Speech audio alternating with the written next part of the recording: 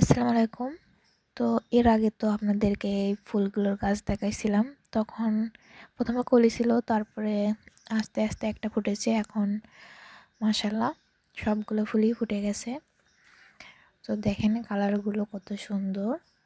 আর গেন্দার এই জাতটা বিশেষ করে কালারটা আমার খুব পছন্দ।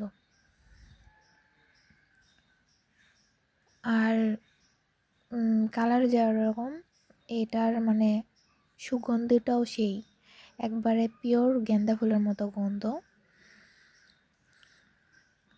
এই ফুলটা দেখেন কত সুন্দর।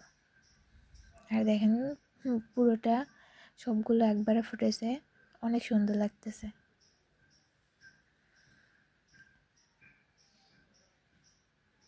এই ফুলটা দেখেন রোদ পড়েছে, কত সুন্দর লাগতেছে।